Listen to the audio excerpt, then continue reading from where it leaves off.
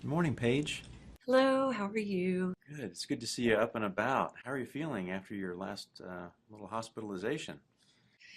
Well, it was pretty scary. I'm definitely improving, but I don't feel as well as I think I should.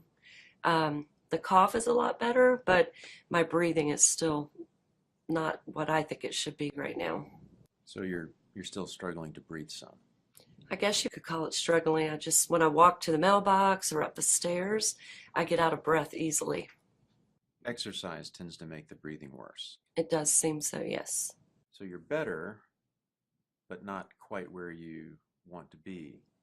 Yeah, I'm definitely not where I think I should be. I feel like I should be better by now. Usually, after a cough or bronchitis, I'm able to breathe easily, and it's not like that this time. So you usually bounce back pretty quickly, but this time it's taking longer, and that's a real concern to you.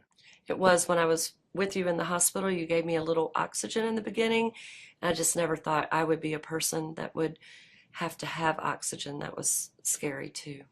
So the oxygen piece is something that's scary. It almost feels like you were really, really sick when you needed oxygen. It does. I never picture myself I guess I'm scared of needing an oxygen tank and carrying it around with me and having the tubes in my nose. That I just don't see myself needing that. I always think of myself as being healthy. And now it seems like you may have some real or some permanent damage. That's what it seems like. Paige, would it be okay if we talked a little bit about your disease process? Sure. You know, with a flare up of bronchitis like this, you very well may have done some damage to your lungs. The good news is, as you continue to heal, I mean, we have a spirometry today, which is that breathing test that you did. We compared that to one you did about 6 months ago. It is quite a bit worse. Now, a lot of that will get better with time, but also a lot of that kind of depends upon whether you continue to smoke or not. This is when we're going to talk about my smoking, huh? Well, Paige, we don't have to talk about anything you don't want to talk about. Those are going to be decisions that only you can make. I can't make you quit, and so that's just going to have to be your decision. I I want you to know, though, that I'm here to support you. And even though we've talked about smoking cessation and some things that you could do in the past, you've been kind of resistant about that. I wonder if having this bout in the hospital has done anything to change your mind. Well, I think I need to seriously think about it. Again, evidently my health is on the line because it was just a really bad experience for me. So, bad experience. Hmm.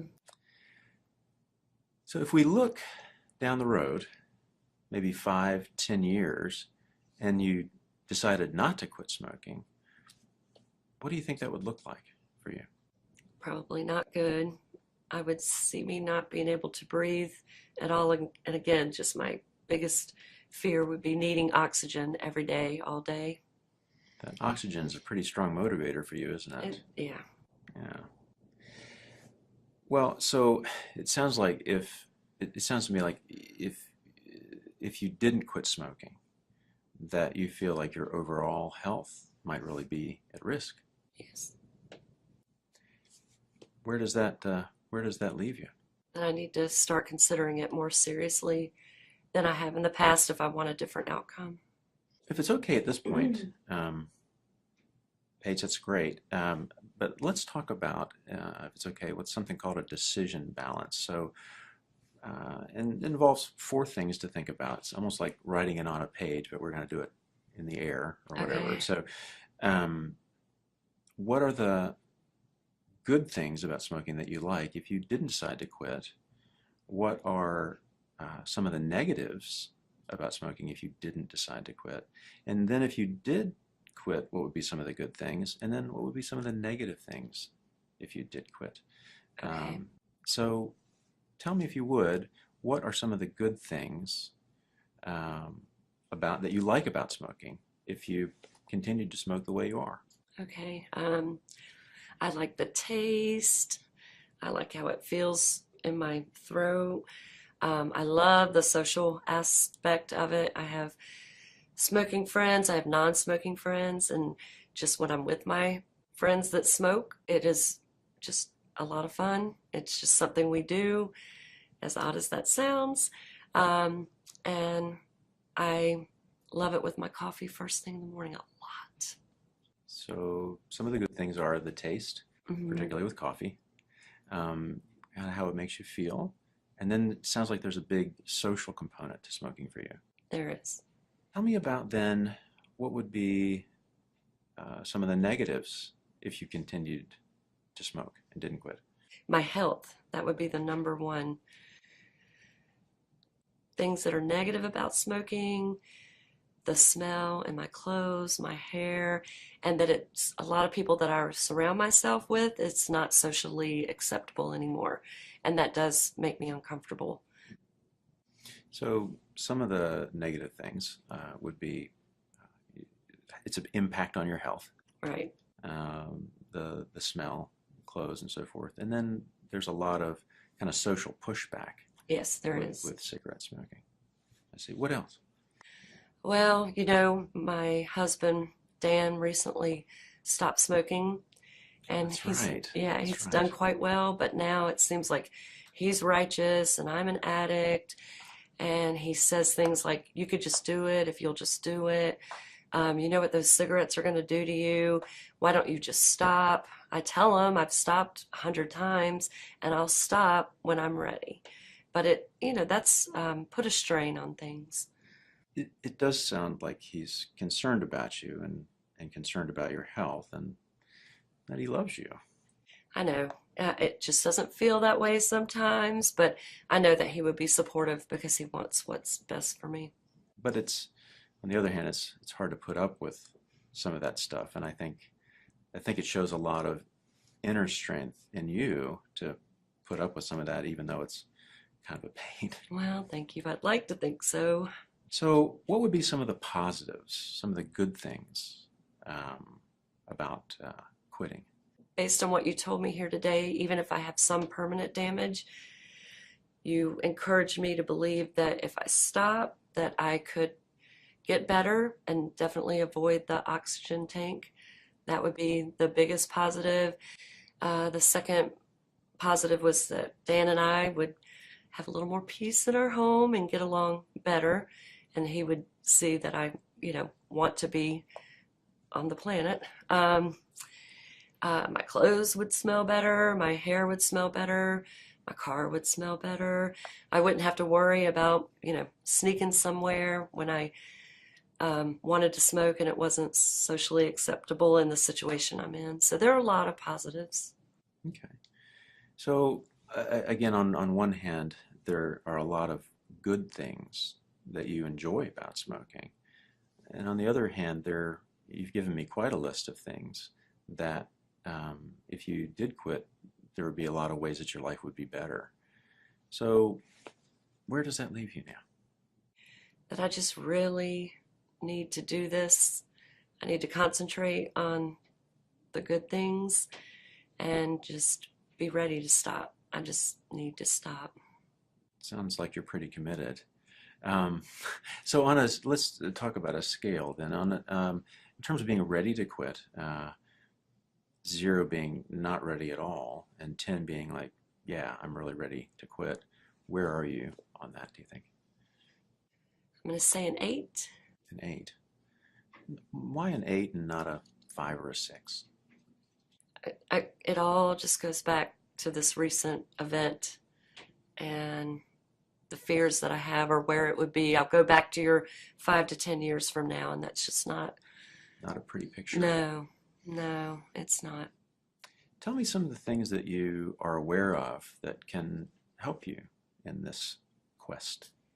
Well, I'm very familiar with nicotine gum and nicotine patches.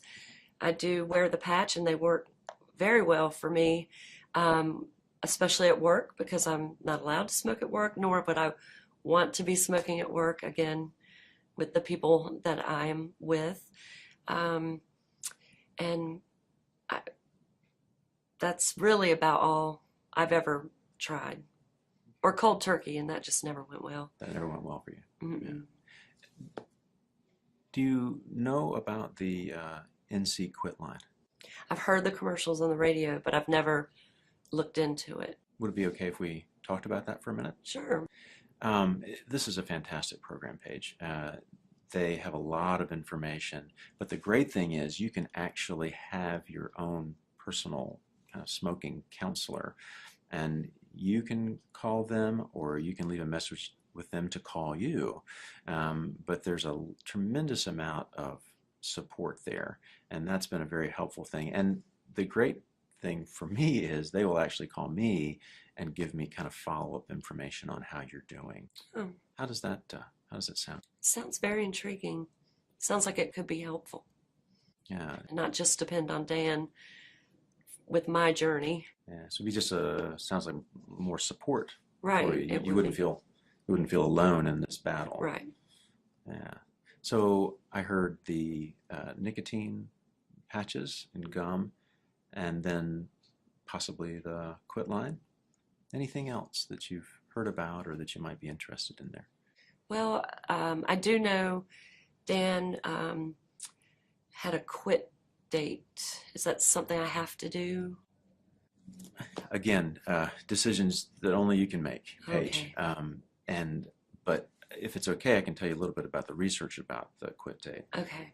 Um, Most of the research shows that if indeed you can kind of look at your calendar and see a time that would be better to quit than not, it's really helpful to have a quit date and to tell as many people as you can about that this is the day I'm quitting. Again, it tends to garner that social support and increases the commitment level.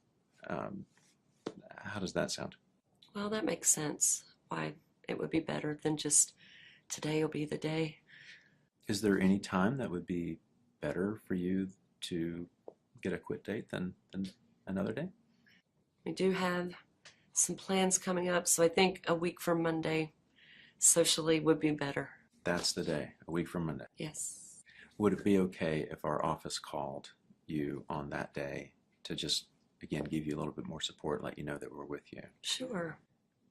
And That would be good. So let's go back to another one of those scales. Scale Okay. of 0 to 10 in terms of your confidence about doing this. 0 being no confidence, 10 being, hey, I have a lot of confidence about my ability to quit. Where would you be on that scale? Well, I think with everything we've discussed today, I would like to leave on a 10, and that's how I feel. That's tremendous. It is. That is And it tremendous. feels good. Good. Feels good. Mm. Feels I like can still be a little wary, but it feels good. yeah, but it feels like you have a A plan plan. this time. Mm-hmm. Good. And That's I want to great. feel better. Well, congratulations. I think that's probably the biggest health decision that you could possibly make in your life, I think particularly so. in light of what you've just been through. So Right. I think this is a really good time. And I applaud your courage in doing it. It takes a lot to make this decision. So good for you. Well, thank you. So I will call you. We'll give you some information about the quit line when you leave. You can take care of the patches and gum since they're over the counter. And if it's okay, let's schedule an appointment in 2 to 3 weeks out and get you back and see how things